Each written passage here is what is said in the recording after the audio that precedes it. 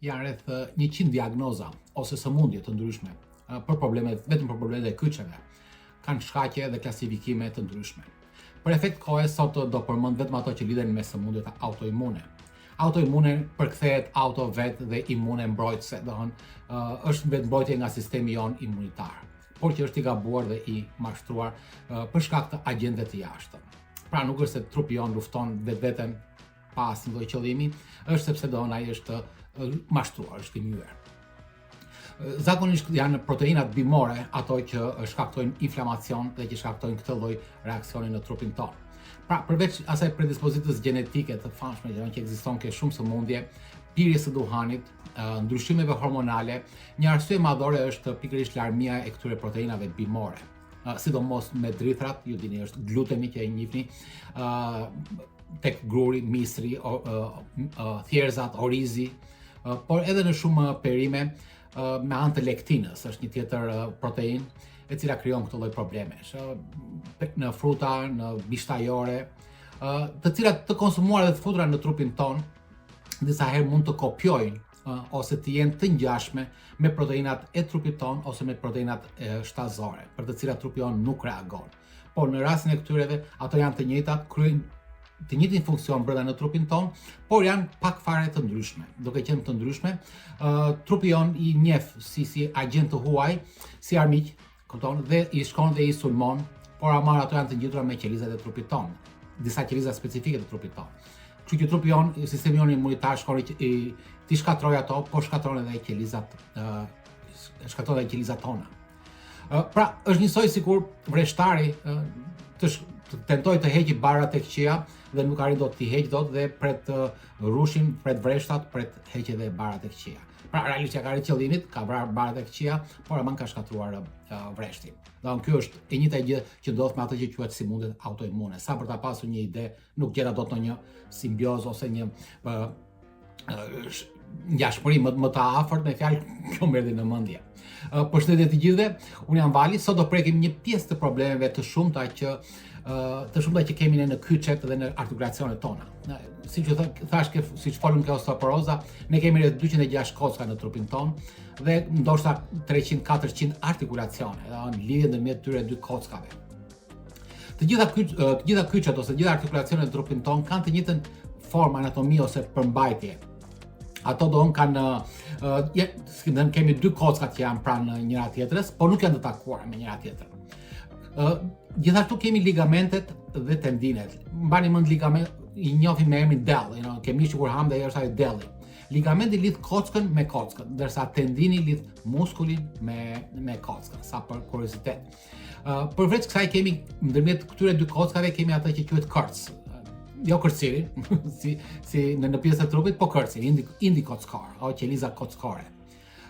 Çdo artikulacion rrethohet ose mbështetet nga një kapsul shumë e fortë, dhe brenda së cilës kjo kapsul ka qeliza sinoviale, të cilat prodhojnë lëngun sinovial. Pra, brenda kësaj kapsulës kemi një lëng, nuk është ujë, është lëng, sidomos me acidin hyaluronik, që përdoret edhe për kozmetik. Ky lëng vepron njësoj si susa dhe amortizatorët e makinave, për të zbutur goditjen kur kalojmë nëpër gropa me makinë. E njëjta gjë kur ecim, kur kërcejmë, kur hidhemi nga ndonjë pjesë me fjalë, këto ndihmojnë që të kockat mos godasi kockën dhe të thyet ose të dëmtohet, po e mbajnë si një amortizim. Sëmundjet kryesore autoimune të kyçeve janë 4 paka shumë, janë dhe më shumë, po kryesoret që më të shpeshta që i dini, është artriti reumatoid, ose siç njihet ndryshe në popull reumatizma, dhe më të rralla janë artriti psoriatik, spondiliti ankilozant dhe është artriti i panjohur me shkaqe të panjohura te fëmijët. Shenjat sigurisht janë ato dhimbjet e famshme, zakonisht në mëngjes, zgjasin rreth 1 orë, kemi enjtje të kyçeve, ndjenje e të ngrohtësisë. Dhimbja është zakonisht simetrike në dy pjesë të trupit, pra nëse në një kyç do të ketë kyçi tjetër.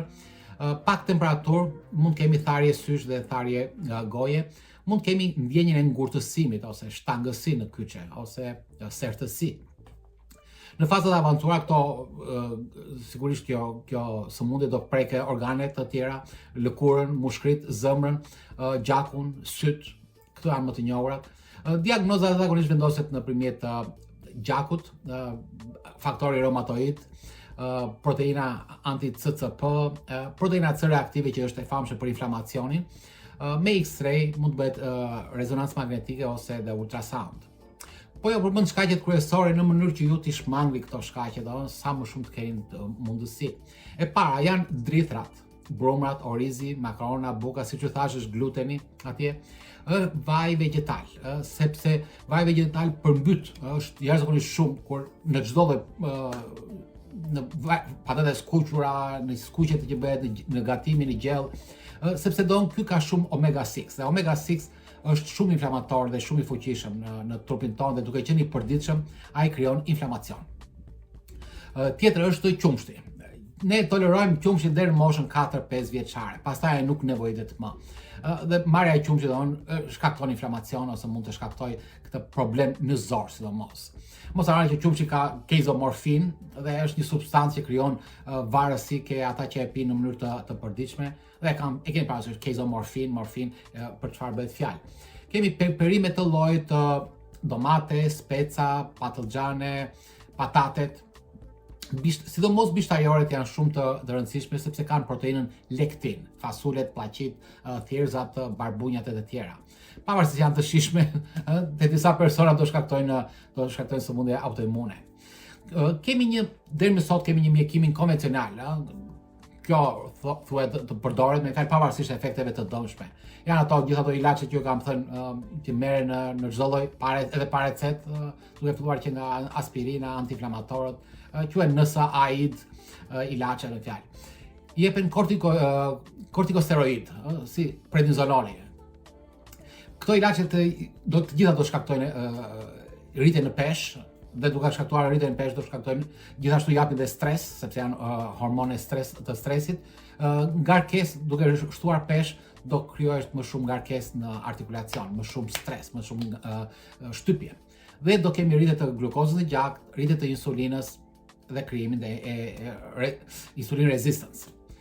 Një grup ilaçesh që përdoren te të gjitha të smundur me reumatizëm është grupi i imunosupresorëve, ata që shtypin ose ngjeshin ose që nuk lejojnë të zhvillohet sistemi imunitar.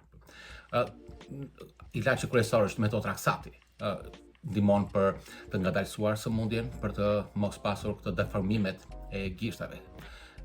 Tjetër janë këto antiinflamatorë, këto ilaçet kundër inflamacionit. TNF-alfa është inflamacioni kryesor ose markeri kryesor i këtij inflamacionit dhe përdoren ilaçe inhibitor të TNF-alfës. Edhe gjithashtu është dhe një ilaç tjetër, Janus kinase inhibitor. Po ashtu është kundër këtyre agjentëve të inflamacionit. Në raste të rënda rekomandohet deri tani edhe operacionet për zvendësimin e artikulacionit, aty ku mundet.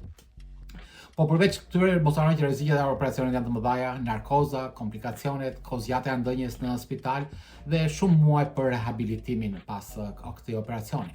Në disa raste duhet të riporteritet operacioni brenda 2-3 vjetëve sepse sëmundja autoimune vazhdon. Çfarë do ju rekomandoj unë në mënyrë alternative? Me që këto sëmundjet janë sëmundjet imunitare ose autoimune, këto realisht janë sëmundje me arsye ose kush e nxit, kush e shkrep këtë problem është problemi metabolik, siç e thash, sidomos drithrat edhe bishtajoret. Pra, shkaku është ushqimi dhe zgjidhja do jetë po prapë ushqimi. Pra, kush janë këto? E para dhe kryesore është jo më vegetal, për gjithmonë për juve, me kaq që keni këto probleme të autoimune, jo më pjetë e ëmbla me gaz, pa gaz, pjetë e frutave. Kujdes kur përdorni ose zvendçojni këto produkte, sidomos vajin vegetal, zvendçojni me vaj ulliri, vaj kokonati, gjalp, djam. Të paktën 3 muaj hiqni të gjitha brumrat, farat, bukën, makaronat, orizin, sepse do ndjeni direkt në ndryshim gjigant, sepse do hiqni glutenin. Bëni ushtrime të shpeshta. Disa herë ju kanë thënë ku po të keni këto probleme mos lëvizni shumë. Jo, absolutisht, duhet të lëvizni. Siç u folëm, kjo osteoporoza, si shikoni kjo video këtu, kjo osteoporoza, duke u dhënë stres me anë të muskujve me lëvizjeve, japim stres kockës dhe nxisim prodhimin e osteoblastave. Osteoblastët janë qelizat që prodhojnë ose që riformatojnë, rimodelojnë kockën, e ndihmojnë që të ribëhet nga fillimi. Po duke ndënjur ne ndihmojmë osteoklasit shkatrojnë kockën ose dëmtojnë kockën akoma më tepër. Gjithashtu, zjeni kocka dhe mbajeni në frigorifer, përdorini po mbajeni në frigorifer, t'i keni si rezervë dhe përdorini çdo ditë në kavanoza, njësoj si bëhet kosi, bëjeni dhe ato me fjalë dhe futini në frigorifer. Mbajeni deri në 2 javë pa problem fare, i shkrini dhe i hani. Kockat kanë gjithçka që i duhen një kocke, me fjalë. Këto lëngu i kockave, do të merrni gjithçka, kolagjenin, mineralet, proteinat, quhet bujon, mos gaboj në shqip.